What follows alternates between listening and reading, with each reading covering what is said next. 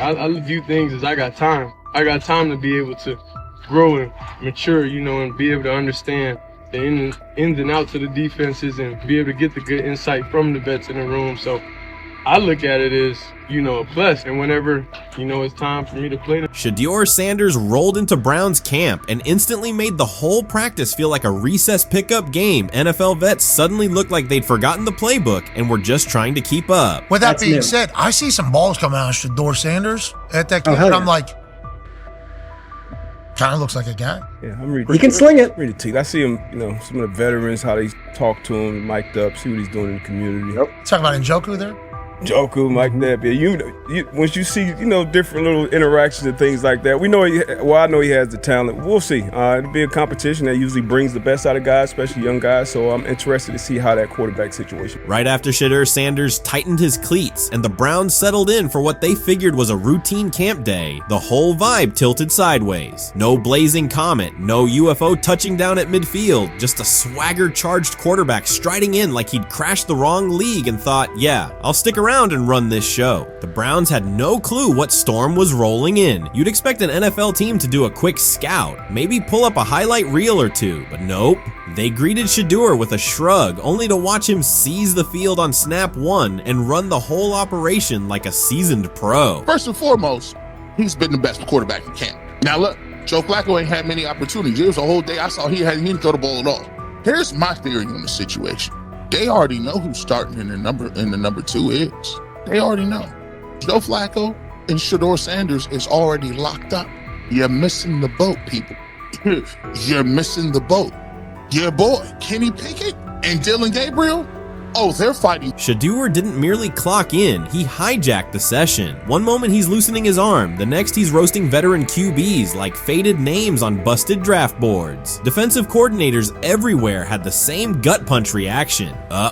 His pocket poise? Straight disrespectful. His timing? Psychic. And every pass left his hand like it was laser guided to its mark. While Shedeur Sanders was slicing up routes, the Browns secondary looked less like an NFL backfield and more like a gaggle of dads sprinting through a Saturday fun run. Big on enthusiasm, short on closing speed. Coaches fought the urge to slam the emergency horn. Players traded wide-eyed, "Are we serious?" stares, and someone even double-checked that a hidden camera crew wasn't about to pop out of the tunnel. But nope, this was pure Shedeur. Half cold-blooded surgeon, half highlight factory. He wasn't dropping a casual "I'm here," he was crafting a masterclass. From the first rep, the tempo changed. Shedeur Sanders accepted the snap with steady footwork, diagnosed the Browns' single high shell, and delivered a tight window seam route that forced the free safety to recover late. Throughout the period, he manipulated leverage with quick shoulder fakes, moved through full field progressions, and released on time from a balanced base, consistently putting the ball on his receiver's upfield shoulder. Cleveland's coverage struggled on multiple fronts. Safeties hesitated between deep half responsibilities and underneath support, creating voids at 15 to 20 yards. Cornerbacks and off-man were caught in trail position when Sanders used rhythm throws on 3-step drops, while those who tried press technique had their inside hand neutralized by his receivers' outside releases. Linebackers widened to match shallow crossers, leaving the middle hook unguarded for pivot routes and option digs. One corner attempted a line of scrimmage jam. Sanders immediately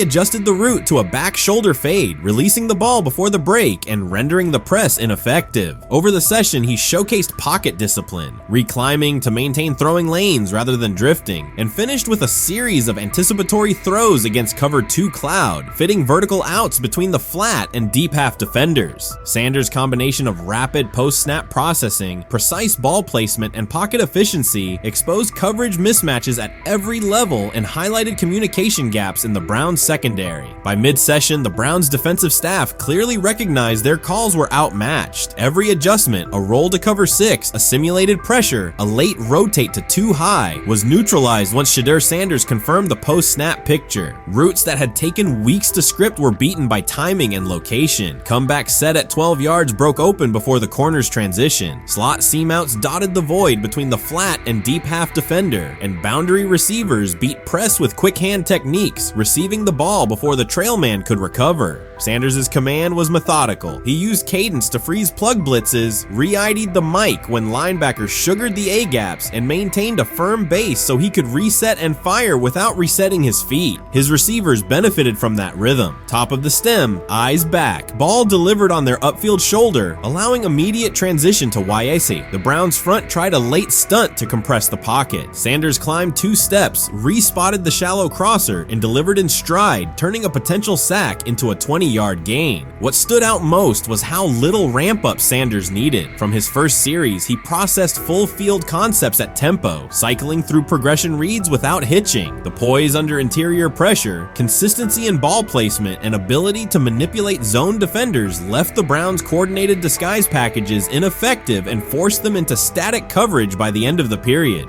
In short, Sanders' efficient mechanics, rapid processing, and anticipatory accuracy rendered Cleveland's defensive game plan ineffective at every level, from pre-snap disguise to post-snap spacing. Imagine there's many people that think Dylan Gabriel's a better quarterback than Shedeur Sanders. I don't care where they were drafted. If the Browns are the one team that thinks that, then I'm going to suspect it's not true. They don't know what listen, they're they've doing. been on every quarterback evaluation for 30 years. Right. I never root against anybody. Yeah. But I'd be surprised if Dylan Gabriel's ever a legitimate starting quarterback for the Cleveland Browns. I'd be surprised. I just don't think. Well, then it is a wasted pick because you took him in the top 100.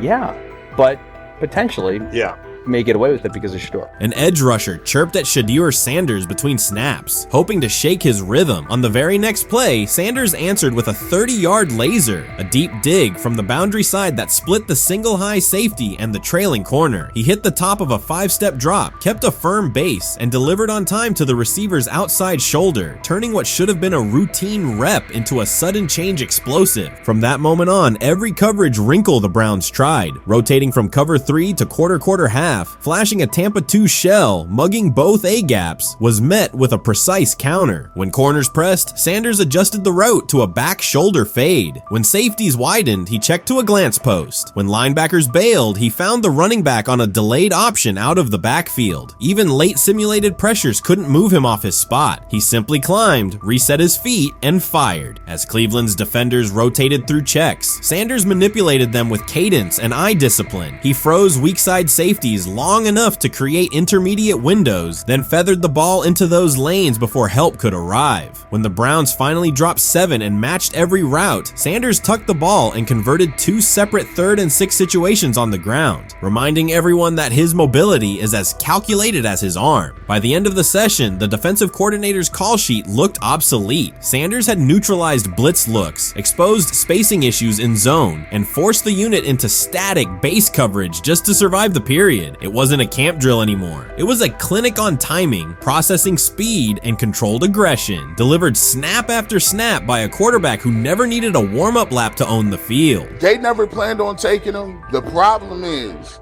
like Ocho Cinco said, you got somebody that has endeared himself to the locker room. And guess what? The difference between him and Tim Tebow, the biggest one, is he can play. He can throw the ball. Tim Tebow running around being an H-back. He can throw the ball. And he's done everything he needs to do. He ain't saying nothing. He ain't rocking the boat. He ain't mad about the reps. He ain't mad about none of that. All the people out there want to see is this, like Tyler said earlier. We want to see what he can do with Jerry Jeudy. That's it. I want to see what he can do with David Njoku. I want to see him with Junkins. I want to see him with the first running backs. If you are cooking, if you are beating down the doors with the 3s and 4s, guess what? You deserve more. From the first team period on, Cleveland's secondary looked a step slow. A deep third safety hesitated on a post-snap rotation, leaving Shedeur Sanders free to climb the pocket and fire a 22-yard out that arrived before the defender could plant and drive. The supporting cast around him, players fighting for roster spots, not Pro Bowl invites, benefited from his command. Sanders used tempo to control the defensive front, altered protections at the line, and located throwing lanes so quickly that one receiver didn't register the catch until he crossed the goal line. As the Browns tried new personnel groups, coverage busts multiplied. Starters slipped out for hamstring stretches while rookies rotated in, only to find the ball arriving on their blind side before they'd completed a midpoint squeeze. On a later 3rd and long, Cleveland finally closed the interior rush lanes, compressing the pocket with 3 defenders. Sanders pivoted through the traffic, stepped into a narrow escape window, and, without resetting his shoulders, whipped a no-look pass to the boundary curl for a fresh set of downs. The throw turned a potential sack into an explosive play and left the coaching staff scrambling for answers. The people who are fascinated by Shedeur for whatever reason, whether it's his play, I guess, last year was kind of fun. If you're just like a guy who grew up like loving Deion Sanders and passed that love on down to your kids, I can see why you're like that. The one thing I will give them is you're looking at this quarterback room. If you're a fan of Shedeur and say, why can't he go beat Dylan Gabriel or Joe Flacco or Kenny Pickett? So I do understand that part of it, right? Because why not? Why couldn't he be the Brown starter in October or November? That looks like a quarterback room where everyone will get a chance to start. Shedeur is lighting it up in practice every day. You're not even a half bit curious to see what he could do with the ones. That makes no sense. And then on top of all of that, you got players going on podcasts and talking to people in the media saying this guy is really good. Like, this guy is legit. So even your peers respect you enough. How is it that the coaches can't see that? It always starts with the players, where the player's like, hey, you see that? You seen that pass he threw? The Cleveland Browns were taken by surprise when quarterback Shedeur Sanders stepped in for first-team snaps, asserting control of the drill and instantly highlighting deficiencies across the rest of the room. His confident command forced coaches to pause practice clips, reevaluate progressions, and consider immediate adjustments to the depth chart. Within minutes, discussions spread throughout the facility and online forums as fans weighed what Sanders' showing means for the current starters. The organization now faces an urgent, data-driven decision on whether Sanders should move up permanently. Shedeur Sanders arrived at Browns practice, took several first-team reps, and the entire quarterback group immediately felt the pressure. Coaches erased the whiteboard and reviewed their plans. Staff members exchanged concerned comments, and observers began asking whether Sanders was positioned to assume a larger role. Tony, every year we see at least 1 to 2 teams. They were in last place in their division the year before. No one thought they'd be good, and then they were good. It almost seems like no one's even assuming the Browns can be that, but we see it happen every year. And I get the quarterback stuff, but correct me if I'm wrong, Tony. The Browns are trying to run the football, play good defense, not turn the ball over in the passing game, and try and take advantage when they can, correct? That's what they're trying to do.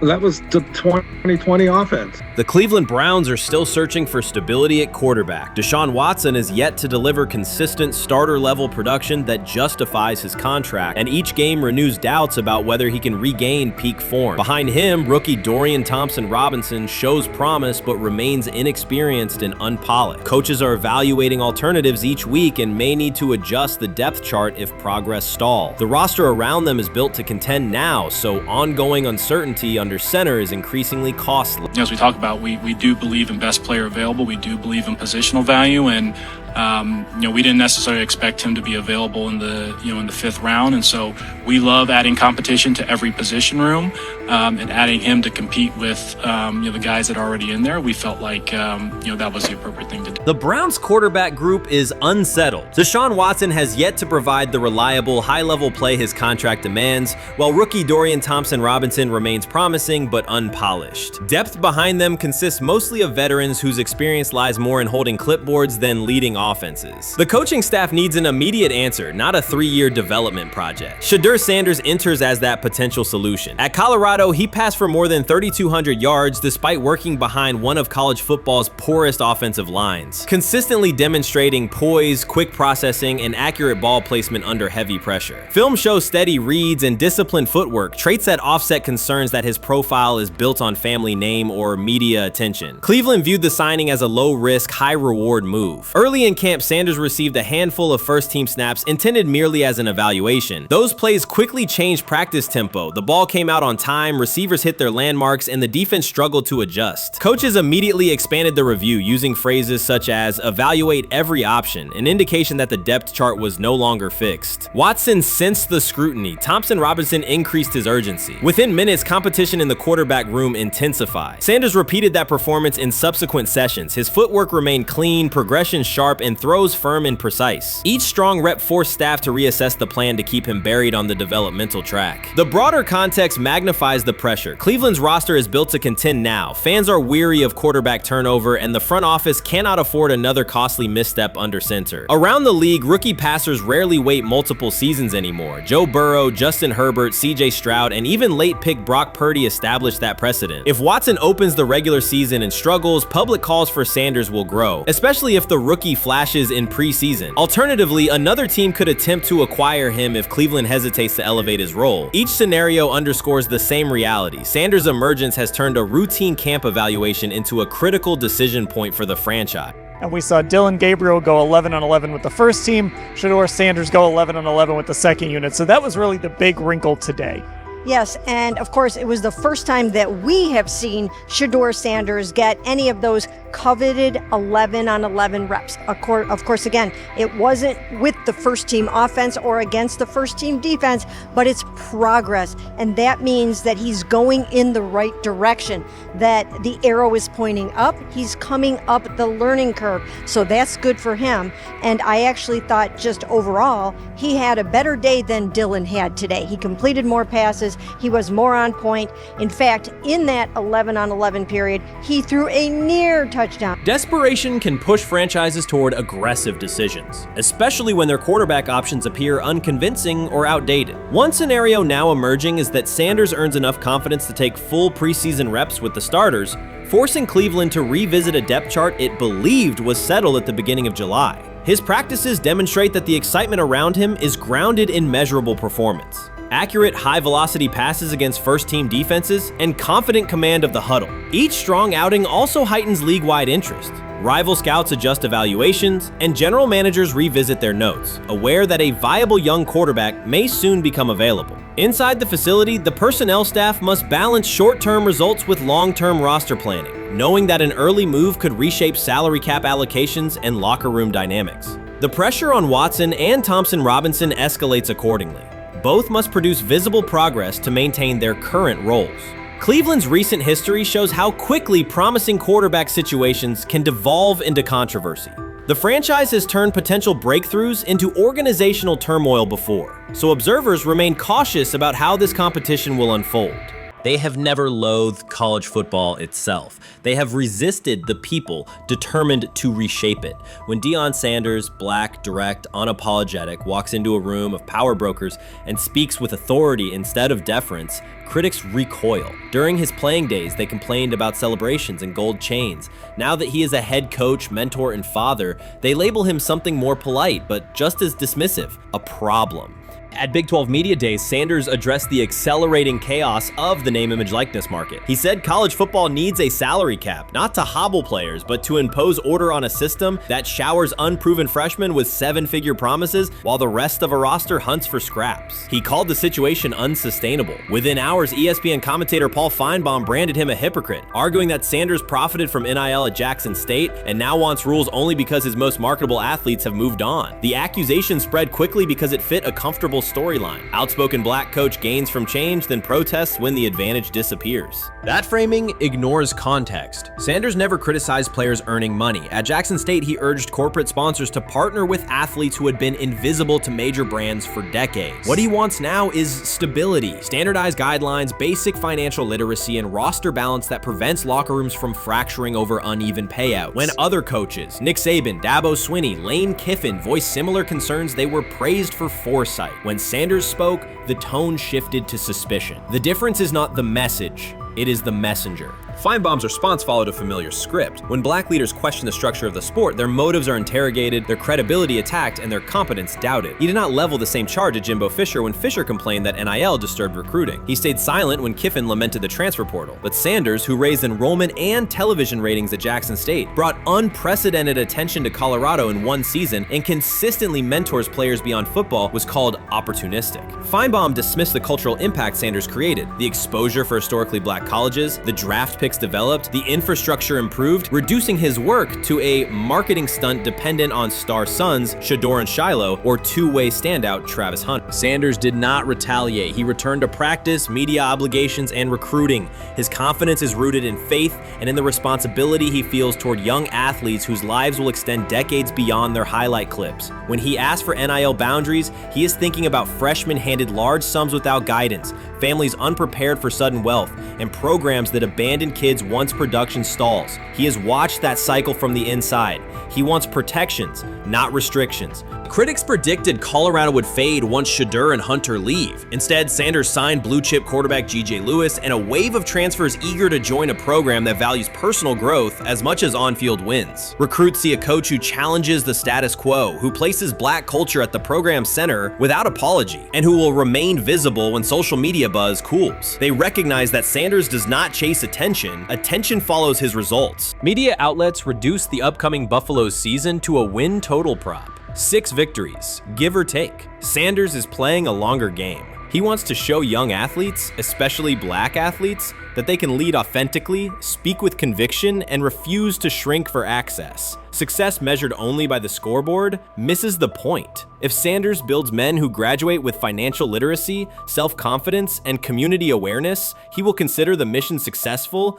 even if Colorado finishes with 5 wins instead of 10. None of that registers with commentators invested in an older hierarchy. For them, leadership should remain predictable, reserved posture, muted tone, minimal cultural expression. Sanders contradicts that image. The possibility that his methods could spread to other coaches, to other programs, threatens a model that has kept decision-making and revenue streams concentrated for generations. So the debate is not about hypocrisy or payroll ceilings. It is about control of the narrative and who is deemed qualified to write it. Sanders refuses to surrender that authority. He knows order is necessary. He also knows whose voices have been ignored whenever real reform is discussed. By speaking plainly, he forces television panels, athletic directors, and conference commissioners to confront issues they would rather defer: financial education, equitable resource distribution, and consistent national standards. Whether Colorado exceeds betting lines this fall will not change the trajectory Sanders has already set. He made Boulder relevant, energized recruiting beyond traditional power corridors, and broadened college football's cultural reach. That influence will persist long after social media debates cool. If his call for NIL structure eventually becomes policy, as the NCAA and Congress now contemplate, Feinbaum's soundbite will fade while Sanders' imprint endures. In the end, accusations of hypocrisy say more about the accuser than the coach. Sanders has remained consistent: empower athletes, hold adults accountable, and inject stability before unchecked money corrodes the locker room. The people who stand to lose clout in that environment prefer the chaos they can manipulate. Sanders prefers a system that nurtures the players who make the sport worth watching. His advocacy is rooted in experience, not self-interest, and his critics will have to decide whether to engage with that reality or keep shouting from the sidelines.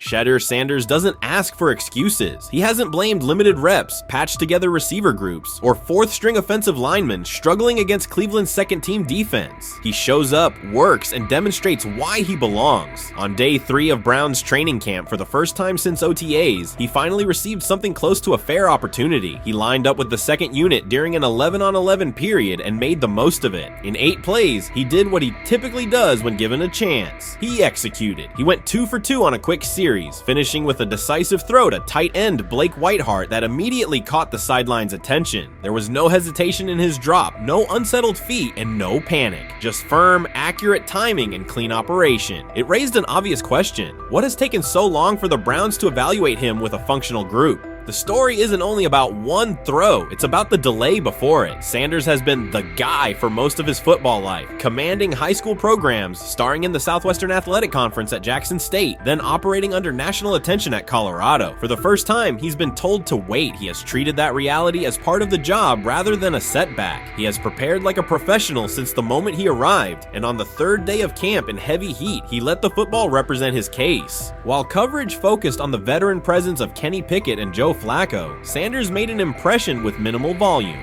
The difference with the second team was immediate. Protection held up, routes were on schedule, and progressions unfolded as designed. Within that structure, he looked like the quarterback who led efficient offenses at Jackson State and Colorado. Calm in the pocket, decisive in his reads, and accurate to tight windows. This was not simply a good practice period, it was a clear statement. He was not just operating the script, he was directing it. The timing was sharp, the reads were clean, and the seam throw to Whiteheart was a high-level anticipation throw, professional in placement and pace. The narrative around Sanders should reflect that when he is placed in a workable situation, his strengths are visible. Early work with 4th unit personnel included protection issues and unreliable spacing. With the 2nd unit, those variables stabilized and his work looked consistent with his resume. The performance supported a straightforward conclusion. The evaluation should move forward with higher quality reps. Sanders has been explicit about his approach. He does not request special treatment. He intends to be prepared so that when an opportunity appears, he can step in without a drop-off. He has said he wants to be ready for anything and not offer explanations after the fact. That mindset fits what teammates and coaches have observed. A quarterback focused on the assignment, not the conversation around it. The conditions were demanding, relentless sun, heavy humidity, and a practice tempo that stressed decision-making. Many players fatigued as the session wore on. Sanders did not show signs of rushing reads or forcing the ball. He managed the pocket, reset his base when necessary, and continued to deliver on time. The path he has taken, HBCU starter in the SWAC, then Power 5 starter under constant attention, has prepared him for compressed evaluation windows. He has been under scrutiny for years. The heat did not change his process. He moved defenders with his eyes, anticipated breaks, and stepped into throws with balance. The crowd was not chanting his name, and there were no ovations. That was irrelevant to the task. He is focused on the locker room and the staff, and he is building credibility the same way he did at previous stops, by being reliable when the ball is snapped. Quarterbacks coach Bill Musgrave has emphasized ignoring external noise and keeping attention on install, footwork, and timing. Sanders is familiar with the dynamic. He has been followed by cameras and commentary since his early teens. He has experience living with attention and still adhering to routine. Under heat, with a narrow set of snaps and multiple decision points, he stayed composed and effective. 2 speeding citations, 91 miles per hour in Brunswick and 101 miles per hour in Strongsville, became national items. General Manager Andrew Berry characterized the decisions as not smart and stressed that it's not only about driving fast, but about the safety of others. Sanders accepted responsibility, stated that he learned from the incidents, and said he would follow the rules. The attention to those citations did not alter his daily schedule or his practice preparation. He arrived early, stayed engaged, and kept the discussion centered on work. Away from the field, he spent time at Rainbow Terrace in Cleveland after a significant apartment fire, distributing supplies and checking on families affected by the incident. There was no formal media rollout around the visit. It was an instance of direct engagement with the community without publicity attached to it. That reflects the same approach he shows inside the building. Do the work first. Sanders treats each rep as if it might be his last for the day and his only chance to show a specific element on tape. He prepares for protections, cadence variations, route adjustments, and timing with a level of detail that compresses the learning curve. When he is not under center, he studies coverages from the sideline, charts plays, and reviews video before and after practice. He writes down the next day's calls so he can anticipate checks. He has referenced using virtual simulation tools to replicate snaps he does not receive physically. That is not a passive stance, it is an active attempt to reduce the distance between classroom and field. He is building relationships across the roster, not just with projected starters. He communicates with defensive backs to understand what they see and how they react to certain stems. He spends time with offensive linemen to align on cadence and protection calls. He connects with newer players away from the facility so that communication improves in practice. That is practical leadership, consistent, low visibility work that becomes obvious when the ball is snapped and the operation is smooth. 3 days into camp, a central question remains. Why hasn't he taken a first-team rep? Flacco has seen work. Pickett has seen work. Dillon Gabriel has been cycled in. Sanders has remained behind all 3 on the depth chart while producing efficient periods when provided stable support. Head coach Kevin Stefanski has not publicly detailed the plan for distributing first-team snaps among the quarterbacks. When asked, Sanders answered that it is not his place to comment on rotation decisions. That response aligns with his day-to-day conduct, respectful, professional, and centered on the next assignment.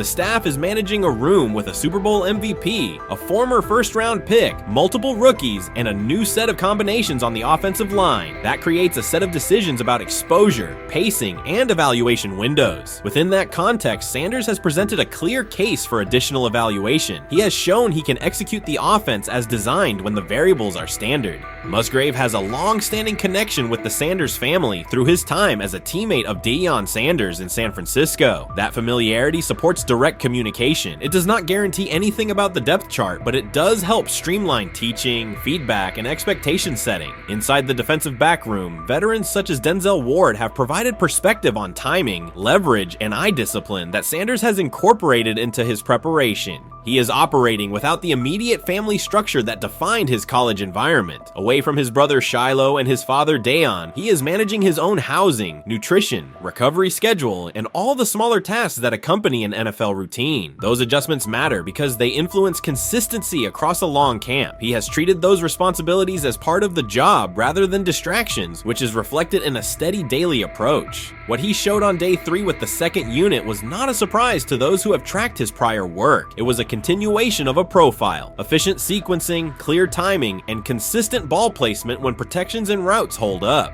The 8-play period was short, but it was enough to reinforce the point. He doesn't need a large sample to demonstrate baseline operation. He needs a fair sample to test ceiling and adaptability. There is also the matter of perception. Public attention concentrated on the speeding tickets and the general manager's response. Less attention fell on the preparation, the efficient period with the second team, or the community engagement at Rainbow Terrace. That imbalance is common in training camp narratives. Sanders has handled it by keeping his answers simple and his focus on football. He has not tried to redirect the conversation. He has done his work and waited for additional reps. The objective next step is straightforward: expand the evaluation with higher unit personnel and standard opponents. That does not require a complete reshuffling of the depth chart. It requires allocating a defined sequence of first-team snaps so that timing with starting receivers and protections with starting linemen can be measured on tape. The staff can then compare operation speed, accuracy under pressure, red zone decision-making, and 2-minute mechanics against the other quarterbacks. That is the most direct way to clarify the competition. None of this dismisses the experience or track records of the veterans in the room. It emphasizes that the purpose of camp is to test assumptions with current performance. Sanders has provided enough evidence with the second unit to justify a broader look. He has shown that the pace of his feet matches the pace of his eyes, that he can hold safeties with his shoulders, and that he can drive intermediate throws without float. He has also shown discipline to take the clean completion rather than force the vertical shot when leverage dictates otherwise. Every day, he has addressed the controllable items: meetings, note-taking, install recall, cadence management, and post-practice review. He has not asked for public guarantees. He has asked for an opportunity to compete on comparable terms. The 8-play sequence with the second unit was a small but clear example of what he can do when those terms exist. The staff's communications have been measured. Stefanski has not laid out a schedule for first-team rotations publicly. Barry addressed the speeding incidents directly and emphasized standards for decision-making off the field. Sanders accepted the criticism, adjusted his behavior, and moved forward. Those are the relevant facts. What remains is a football evaluation that can only be completed by giving him snaps with the top group and measuring the results. If that evaluation occurs and he performs at the level he showed with the second unit, the conversation will shift from potential to placement. If it does not occur, the question will persist through camp. Why not test the full picture? Sanders has built a case based on preparation, poise, and execution. He has demonstrated leadership by building relationships across the roster. He has shown maturity in handling external issues directly and moving on. He has given the staff reasons on the field and in the building to continue the process.